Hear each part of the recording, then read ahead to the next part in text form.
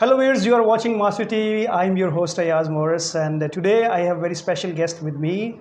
We will discuss about his life, his journey, and especially his passion for education and writing. He's a priest, and especially he belongs from Sri Lanka, and he's working from last such a long time in Pakistan.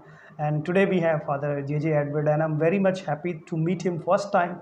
I read his book, I think almost 10 years back, and that was really so inspiring, and that really shift my mindset toward spirituality and life.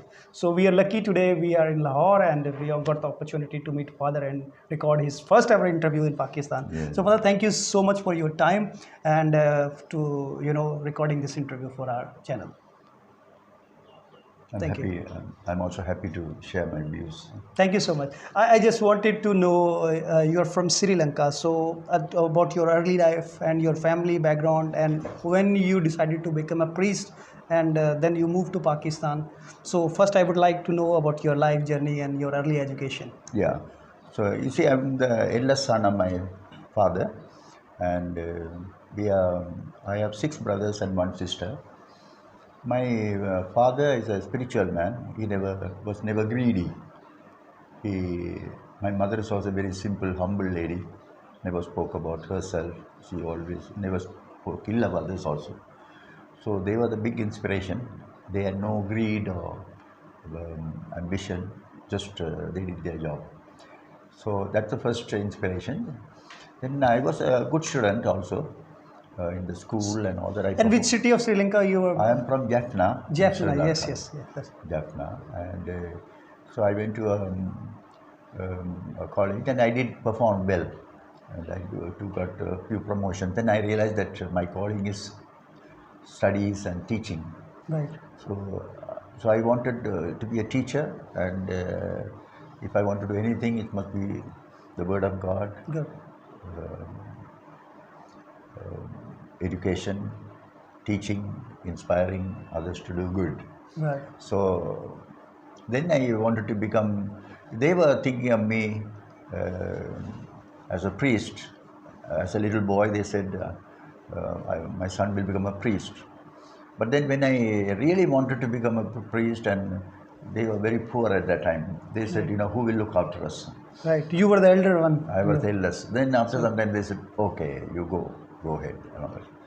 Then that was us. Then I became a priest. Then I was sent to Ireland because I did my philosophy very well. So they sent me to Ireland. Then I got sick there and I came back. Then I realized this ambition is not, slowly I began to realize material ambition doesn't satisfy you. Then I became a priest, and then I was continuing my studies, and I did a lot of degrees also. I've done 3 masters and Wow. 2 MBAs and 1 PhD. So, but then I found that's also nothing. I found education is good, but that alone is not enough. Then I was mad after Gadi. I tried to get a lot of motorcycles, and then I found that's also useless. Then I was mad after going abroad and went to many countries except Africa. I've traveled also. After going everywhere, I found that's also nothing in that. Then it became very clear to me there's only one thing you should do well, that is service. Then I realized I should use all this knowledge to do good. Right. So that is a great insight I got. Great. All this knowledge and capacity, if it cannot be used in service, it is of no value. There are a lot of clever people. I'm writing another book now in spiritual intelligence. Yes. There are a lot of clever people in prison who can break any lock. Yes. They're so clever. What's the use of that cleverness? They are in prison. Then I realized that I should dedicate myself to service. That's the latest insight I got. Wonderful. And also I'm not I'm multicultural also, multi-religious. You would have seen in my writings, I never spoke ill of any religion. Yes. So that's another beautiful thing I got, to be universal in your work. Approach. Yes. Even in my service now, I'm working with Muslims also. 1 or 2 families are Muslims. I'm working with about 100 children So in that. when you came to Pakistan and which specific area you working? I know that your one area you're writing, and I have studied your book as well, and I can see that they are very much inspiring, and that what you're saying that is up there, and what are the differences between Pakistan and Sri Lanka, and what are the similarities? Especially No, when you now we are a financial situation of Sri Lanka and Pakistan, there is so many challenges and opportunities are also very, very, very much similar. Do yeah. you think that's true? Sri Lanka is multi-religious, but they have no hatred for one another. Right. But in Pakistan, they don't like one another. The religions don't like one another. But we have Tamil Sinhalese problem, Problem. racial problem we have, religious problem we don't have. Yeah. Here we have religious problem. Uh, so there is a multicultural also here. There are so, but then Pakistan is people are flexible. Right. Their thinking is flexible. They are not worried about rules and so on. Yeah. But whereas in Sri Lanka they are more legalistic. Legalistic. More Yes. legalistic. In America is still more legalistic. So that way Pakistan is people are very hospitable. So when you arrive in Pakistan, and from how long you are working in Pakistan? Now I have worked for 37 years. 37 years. I came in 85. 85. Right. I am a 52 years a priest, Oh, and 15 years I worked in Sri Lanka. Now 37 years in Pakistan. in Pakistan, and then I went to America for 2 years as a sabbatical. Yes. But I teach in the seminary, the national seminary. I teach philosophy. So you are working also with the poor families, and especially with those families who are not able to to afford their children for education. Yes, So I'm- working when you see in the Pakistan, especially your work area you are working, people have so many challenges. But what do you think? What is the biggest challenge in their personal growth, their spiritual growth, and what they want to do and to find the purpose of life? Since I found, since I'm in this educational field, and I myself trained in that, then I found I must limit my work to education. So I'm working with big children. There's about 100 of them in different parts. In Shabdra, there's 50 children who are studying in a school, and I'm paying their fees. So I want all of them to get into education, because once they come, once they get educated, they can handle their life. They'll be self-supporting. And so I'm helping also ordinary students, normally I prefer people of broken families, parentless families. Then I look after them to study. So Right. that's one work. Then I'm also helping orphans, and I'm interested in making them like other students. They should go to school properly. Right. Right. Then another thing I'm interested is widows. Right. They are also helpless people. They can't handle. Right. But the children are very intelligent. That's true. The children are intelligent, but they can't study. They can't go to school because the mother can't handle.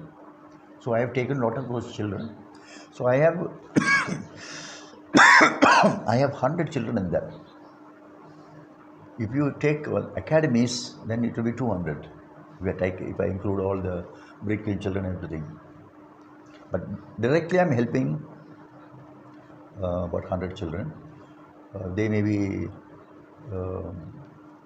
college going, some are becoming nurses, BSN. Then the first case whom I helped in 89, that was drug addicts children. And the father is still a drug addict. And I went to see that man, he was in prison. Then I told that lady, you study, keep him, don't reject him, keep him, look after him, but he will not help you. But you study, you are an intelligent lady, you study, and you help the children to study. So now, so she was FA qualified, now she's MEd, that lady is MEd. And the one daughter is a scientist, she's PhD. Wow. And the other daughter is MBA. But the father is still a drug addict. Now all the three are now in America now. At this moment they are in America. Wow.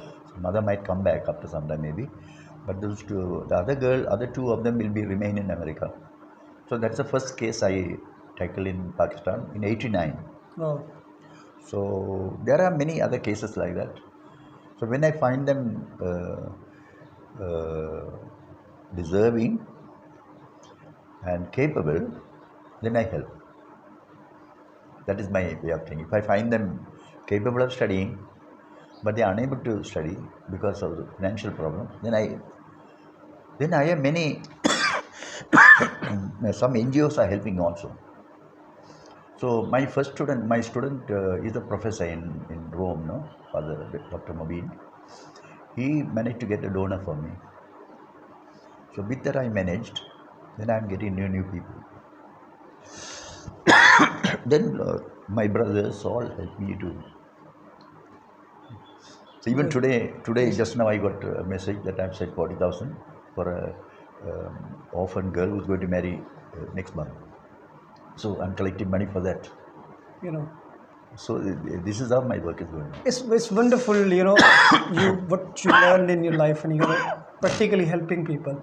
I just wanted to know that with all this, busy schedule and all this, your priesthood as well, how do you find the time to manage the time to write these No, I go on wonderful books? writing. And, Go on and studying. yes, and I just want to mention that your first book I read in, I think, 2008, it was Journey to Life.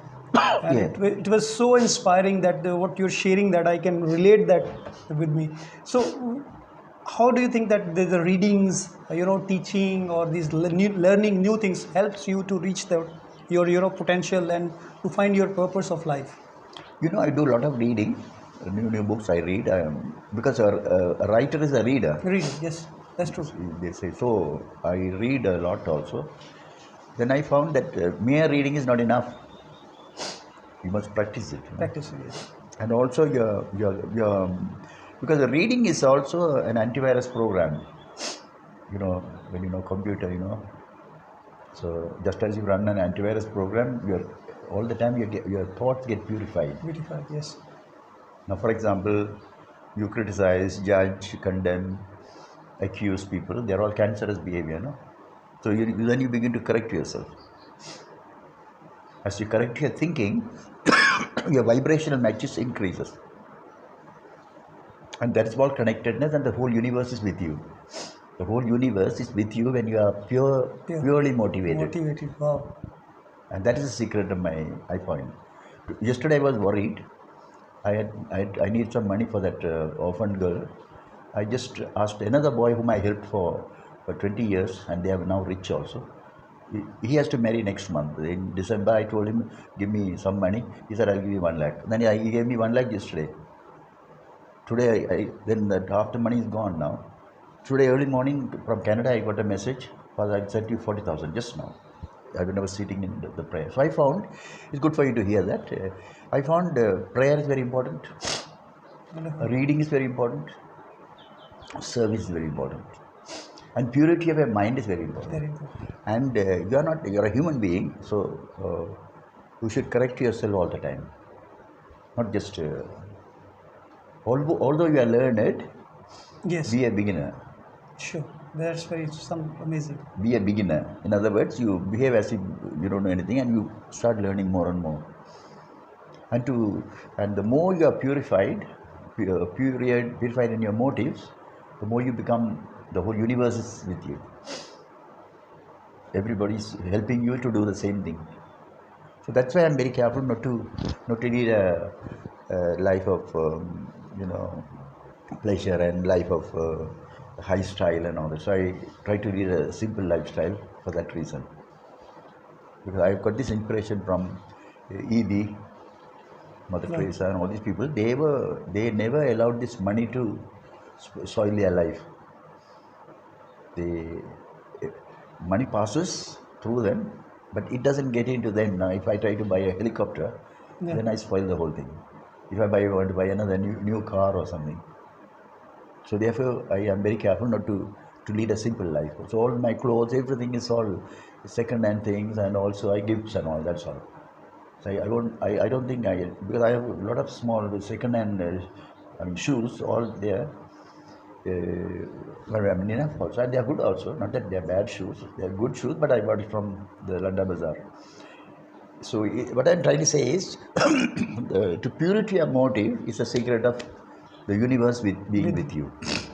Amazing. Universe will be with Being you with you. if you're pure in your motive. And I'm very careful not to be jealous of others, not to criticize others, not to judge others. And then I'm very particular. Even morning I did praying and all that. So while praying, I got a call from Canada, no? One of my friends. This is the father for that girl who we want to settle in marriage. I'm sending her money, no? So I was like, God is with you. So that's a secret I found. Then I found all these extraordinary, and also to live a life like the 90% of the people. Not to live like the 10% or 2% of the people who are very rich, you know. You get my point? Yeah. Yeah. Thank you so much, Father. It's wonderful to talking with you, and I think that's very inspiring. Your journey and so far your this conversation. I just wanted to know that, especially those people who are struggling with their life or something that they have so much challenges, and they are looking something that they want to improve their life. What's your thought that what they need to find out for their life, and to challenge that mindset, they can grow. They have these difficulties, but they can overcome on this insecurity and challenges they are facing. So, so that is that we as I mean we must try to enable them, Right. enabling, supporting. Supporting, yes. But there are a lot of people who are capable of studying, but they don't have the money for that. So widows' children, they are broken families' children. Now there is a broken family. The father married somebody else. So that family I helped for the last 15 years. So that girl who was sixth standard, now she's BA qualified. Now she's doing fashion designing, and she's doing operation technician. So that means that same girl has come because of this. And definitely, if the father were alive, with them also he would not have done this. What he has done. So that family. So I have 10 or 15 families. I help too much, a lot. But then most of the children, they come only once a month, and I pay their fees and all. So since then I found really that you are nothing. You are a human being. You are nothing. Yes. You are only an instrument. Yes. Your motive, your connection. Yeah. That is the most important. You are connected to the purpose of the universe. If you are connected to the purpose of the universe has to help you. And universe is God. Yeah. That's true. Really, that's an impression I have. And also to purify your motive, then the vibrational match increases. Connection. It's like, for example, when I want to give you a call, I know the number, but I put a comma in between, I can't get it. I put a zero on this side.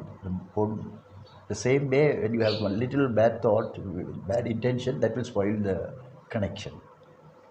So this is another insight.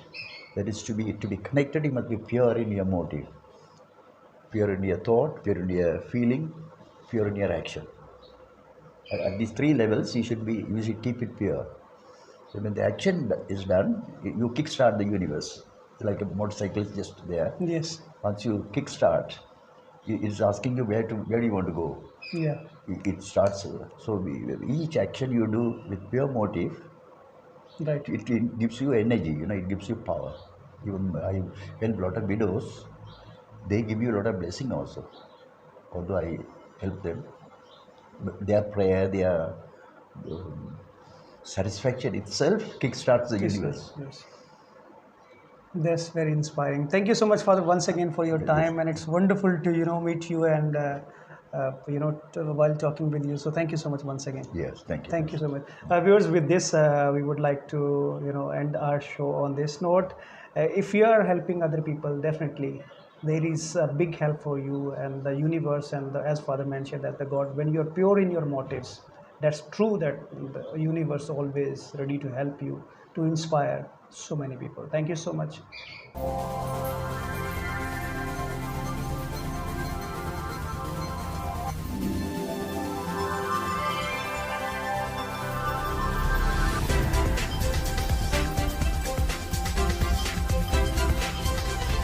Thank you.